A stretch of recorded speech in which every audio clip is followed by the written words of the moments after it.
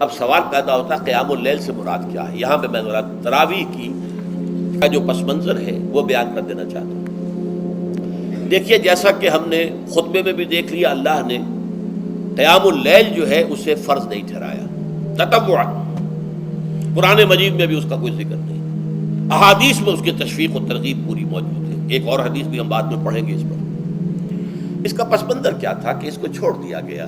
اب ظاہر بات ہے مسلمانوں میں کمزور بھی ہیں، مسلمانوں میں وہ مزدوری کرنے والے بھی ہیں، روزہ تو فرض ہے ان پر، چاہے مئی کا مہینہ ہے اور گندم کاٹنی ہے، روزہ تو پھر بھی رکھنا ہوگا، یہ سب کچھ، لیکن یہ کہ رات کو پھر کھڑے رہنا ان کے لیے، جاگنا ممکن نہیں ہے، لہذا ان کے اوپر یہ چیز فرض نہیں۔ حضور نے تراویح کی نماز یا قیام اللیل نہ اسے فرض قرار دیا، نہ اس کے بعد جماعت کوئی اہتمام کیا مستقل، صرف 3 راتیں آپ نے جماعت کروائی ہے، اس میں 8 رکعتیں آپ نے پڑھی ہیں کہ جو آپ کا معمول تھا تہجد کا وہ پڑھی، اور تہجد کے وقت ہی جماعت کرائی ہے۔ یہ ہے وہ حدیث۔ اس کے علاوہ کسی نماز تراویح جو ہے جو ہم پڑھتے ہیں 20 رکعتیں عشاء کے ساتھ متصل، اس کا کوئی ذکر نہ دور نبوی میں ہے نہ دور صدیق اکبر میں ہے۔ یہ دور حضرت عمر کی خلافت میں ہوا ہے، اور ہم نہیں کہہ سکتے کتنے سال کے بعد ہوا ہے۔ حضرت عمر رضی اللہ تعالیٰ عنہ کی خلافت کا دور جو ہے وہ تو 10 برس ہے، ہو سکتا ہے 5 برس کے بعد ہوا ہو، 6 برس کے بعد ہوا ہو، 12 ہوا ہے ان کے عہد میں۔ حضرت عمر ایک مرتبہ مسجد میں داخل ہوئے، مسجد نبوی میں، تو دیکھا کہ کچھ لوگ 8 10 12 جو ہے وہ ایک جو ہے حافظ کے پیچھے کھڑے ہوئے اور قرآن سن رہے ہیں، کچھ دوسرے کونے میں کھڑے ہیں، کچھ کہیں اور کھڑے ہیں، مختلف جماعتیں ہو رہی ہیں۔ تو انہوں نے سوچا کہ کیوں نہ ان سب کو ایک امام کے پیچھے جمع کر دیا جائے، اور اس کے لیے لوگوں کی سہولت کے لیے عشاء کے ساتھ متصل رکھ دیا جائے، اس لیے کہ تہجد کے وقت اٹھنا جو ہے وہ تو ہر کس و ناقص کا کام نہیں ہے، کہ عشاء کے بعد اگر تھوڑا سا اضافی وقت ہو صرف، تو یہ ہر شخص کر لے گا، مزدور بھی کر لے گا۔ لہذا آپ نے یہ نظام تجویز فرمایا کہ عشاء کے متصلاً بعد 20 رکعت نماز پڑھی جائے اور ایک امام کے پیچھے پڑھی جائے۔ یہ گویا کہ اجتہاد ہے حضرت عمر رضی اللہ تعالی عنہ، اس کو آپ نے خود بدعت بھی قرار دیا ہے، لیکن بدعت حسنہ۔ بدعت کس اعتبار سے؟ لغوی اعتبار سے، نئی بات، اس لیے کہ حضور کے زمانے میں نہیں تھی، تو یہ اس طریقے سے ایک نئی بات ہے، لیکن یہ بات چونکہ بہت اچھی ہے، بہت عمدہ ہے۔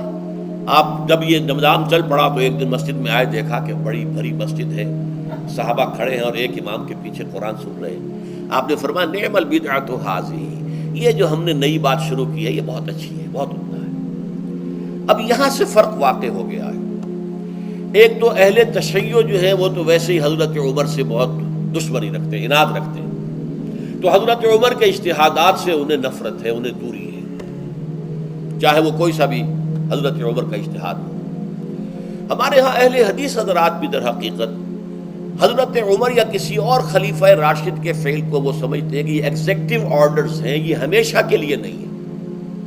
حضرت عمر نے اپنے دور میں ایک نظام قائم کیا، ان کے دور کے لیے ٹھیک تھا، یہ ہمیشہ کے لیے نہیں۔ ہمیشہ کے لیے وہ 8 ہی رکعتوں کے قائل ہیں، وہ تہجد والے، لیکن اس میں بہرحال انہوں نے بھی خود یہ اضافہ کیا ہے کہ وہ 8 رکعتیں وہ عشاء کے ساتھ متصل پڑھتے ہیں، تہجد کے وقت تو نہیں پڑھتے۔ اور حضور نے تو صرف 3 روز جو ہے وہ کرائی تھی جماعت، وہ لوگ 30 دن یا 29 دن پڑھ رہے ہیں، تو اضافہ تو انہوں نے بھی کر دیا، وہ نظام میں تبدیلی تو ہو گئی۔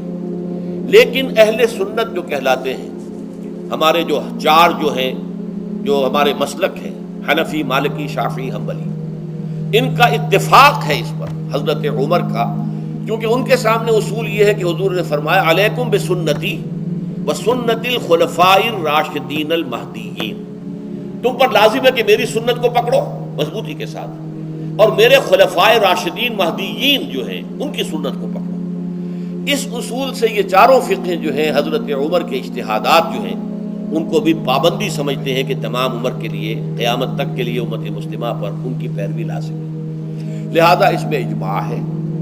اور یہاں تک کہ یہ سب سے آخری جو اس میں مسلک پیدا ہوا ہے زمانی اعتبار سے، سب سے پہلے مسلک جو ہے حنفی پیدا ہوا ہے، پھر مالکی پیدا ہوا ہے، پھر شافعی پیدا ہوا ہے، اور پھر حنبلی آخری ہے۔ اور امام احمد ابن حنبل بہت بڑے محدث بھی ہیں. مسند احمد ابن حنبل جو ہے وہ بہت بڑی کتاب ہے، بہت اہم کتاب ہے، جامع کتاب ہے. تو ان کے ہاں بھی 20 رکعتیں ہیں. چنانچہ حرمین شریفین میں، سعودی عرب میں، مکے اور مدینہ منورہ میں جو نماز تراویح ہوتی ہے اس کی 20 رکعتیں ہیں. لیکن اہل حدیث حضرات جو ہے وہ اس 8 کے اوپر اکتفا کرتے ہیں. بہرحال یہ ایک اختلاف ہے جو میں نے اس کا پس منظر بیان کر دیا. لیکن اس 20 رکعت نماز سے ادا کرنے سے، جو کہ زیادہ سے زیادہ 50 منٹ یا 1 گھنٹہ لگتا ہے، اس سے وہ قیام اللیل کا حق ادا نہیں ہوتا. قیام اللیل کا تو کچھ اور ہی تقاضا ہے. قیام کسے کہتے ہیں؟ یہ سورہ مزمل سے واضح ہوتا ہے. یا ایھا المزمل قم اللیل الا قلیلا نصفہ او انقص منہ قلیلا او زد علیہ ورتل القرآن ترتیلا. آدھی رات یا آدھی رات سے کچھ کم، یعنی تہائی رات، یا آدھی رات سے کچھ زائد، 2/3 رات، یہ ہے قیام اللیل. چنانچہ سورہ مزمل ہی کی آخری آیت جو دوسرا رکوع مشتمل ہے جس پر، اس میں صاف کہہ دیا گیا ان ربک یعلم انک تقوم ادنی من ثلثی اللیل ونصفہ وثلثہ وطائفۃ من الذین معک. اے اللہ کے نبی، اللہ خوب واقف ہے کہ آپ بھی اور آپ کے ساتھ ایک جماعت بھی رات کو کھڑی رہتی ہے، 2/3 رات یا آدھی رات یا 1/3 رات. تو یہ سارا معاملہ جو ہے قیام اللیل کا، گویا کہ کم سے کم 1/3 رات پر اس کا اطلاق ہو سکے گا، یہ نہیں کہ 1 گھنٹے. اب اس کے ضمن میں دیکھیے حدیث پڑھیے. تیسری حدیث ہے عن عبداللہ ابن عمرو ابن العاص رضی اللہ تعالی عنہ. یہ وہی عبداللہ ابن عمرو ہے جن کی میں نے آپ کو حدیث پہلے سنائی ہے. یہ ساری رات کھڑے رہتے تھے، پوری رات، اور ہر روز روزہ رکھتے تھے، جس پر حضور نے منع کیا، لا تفعل، مت کرو ایسا. رضی اللہ عنہما، یہ خود بھی صحابی ہیں اور ان کے والد عمرو بن العاص بھی صحابی ہیں. ان رسول اللہ صلی اللہ علیہ وسلم قال، کہ اللہ کے رسول صلی اللہ علیہ وسلم نے فرمایا الصیام والقرآن یشفعان للعبد. روزہ اور قرآن بندے کے حق میں شفاعت کریں گے. یقول الصیام، روزہ یہ عرض کرے گا اللہ کی جناب میں، اے رب پروردگار، انی منعتہ الطعام والشہوات بالنہار، میں نے تیرے اس بندے کو دن کے دوران کھانے پینے سے اور اپنی شہوت کا تقاضا پورا کرنے سے روکے رکھا، یہ میری وجہ سے روکا رہا، تو میری شفاعت اس کے حق میں قبول فرما. فشفعنی فیہ، میری شفاعت اس کے حق میں قبول فرما. ویقول القرآن، قرآن کیا کہے گا؟ منعتہ النوم باللیل، میں نے اسے رات کے وقت سونے سے، نیند سے روکے رکھا. فشفعنی فیہ، تو اس کے حق میں میری شفاعت قبول فرما. حضور فرماتے ہیں فیشفعان، ان دونوں کی شفاعت قبول کی جائے گی. یہ ہے قیام اللیل. یہ قیام اللیل صرف تراویح کی نماز سے جو پڑھ لی جاتی ہے، اور ہمارے ہاں تو یہ ہے، وہاں کم سے کم یہ تو تھا، صحابہ کرام کھڑے ہوتے تھے تو جو قاری پڑھ رہا ہوتا تھا وہ ان کے دل میں اترتا جاتا تھا، اس کا مضمون اور مفہوم جو ہے ان کو معلوم ہے، لہذا وہ اس کی زبان سے نکلا ہوا ہر لفظ ان کے قلب کی گہرائیوں تک اتر رہا ہے. یہاں تو یہ ہے پیرٹ لائک حافظ ہے، اسے خود پتہ نہیں میں کیا پڑھ رہا ہوں. اکثر حفاظ جو ہیں وہ عالم تو نہیں ہوتے، اور جو سن رہے ہیں انہیں کچھ پتہ نہیں ہم نے کیا سنا ہے. تو ٹھیک ہے، کم سے کم ثواب تو انہیں ملے گا کہ انہوں نے وقت نکالا ہے. 1 گھنٹہ ہی اضافی صحیح، لیکن بہرحال اس کا وقت تو انہوں نے نکالا ہے، محنت کی ہے، کھڑے رہے ہیں، ثواب ملے گا. لیکن جو مقصد ہے وہ حاصل نہیں ہوتا. اس مقصد کے حصول کے لیے اول تو قیام اللیل کی کم سے کم مدت 1/3. اگر کوئی شخص فرض کیجئے کہ اس کے ہاں کوئی اور انتظام نہیں ہے، جیسا کہ ہمارے ہاں ہم نے انتظام کیا ہے بڑے بڑے شہروں میں دورہ ترجمہ قرآن، اس میں ہمیں 5 گھنٹے لگ جاتے، نصف شب کے قریب تری جو ہے معاملہ ہو جاتا. اس میں کیا ہوتا ہے کہ ہر 4 رکعت سے پہلے جو اس کے اندر پڑھا جانا ہے حصہ قرآن کا، اس کا پہلے ہم مطالعہ کرتے ہیں بیٹھ کر، ترجمہ اور کچھ موٹے موٹے نکات کی جو ہے وضاحت. پھر کھڑے ہو گئے اور قاری صاحب کے پیچھے 4 رکعتوں کے اندر وہ 4 رکوع یا جتنے بھی ہیں پڑھ لی، سن لی، پھر بیٹھ گئے. 4 کے بعد پھر اگلی 4 رکعتوں کے اندر جو کچھ پڑھا جانے والا ہے اس کا ترجمہ، اس کی تفہیم ہو گئی، پھر کھڑے ہو گئے، پھر سن لیا. اس طریقے سے 5-6 گھنٹے میں تراویح ختم ہوئی. تو تراویح بھی ہو گئی، حضرت عمر کے اجتہاد پر عمل بھی ہو گیا، 20 تراویح ہو گئی.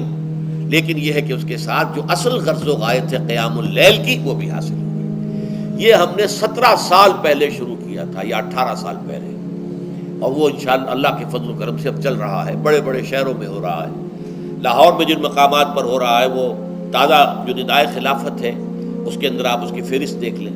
کراچی میں تو اس سے غالباً 3 گنا مقامات کے اوپر وہ کام ہو رہا ہے اور دوسرے شہروں میں بھی ہو رہا ہے. تو اس سے در حقیقت وہ غرض و غایت، وہ حکمت جو ہے پوری ہوتی ہے کہ یہ دونوں چیزیں پیرلل ہیں. من صام رمضان ایمانا واحتسابا غفر له ما تقدم من ذنبه ومن قام رمضان ایمانا واحتسابا غفر له ما تقدم من ذنبه. تو صیام اور قیام جو ہے ان دونوں کا حق ادا ہو جاتا ہے.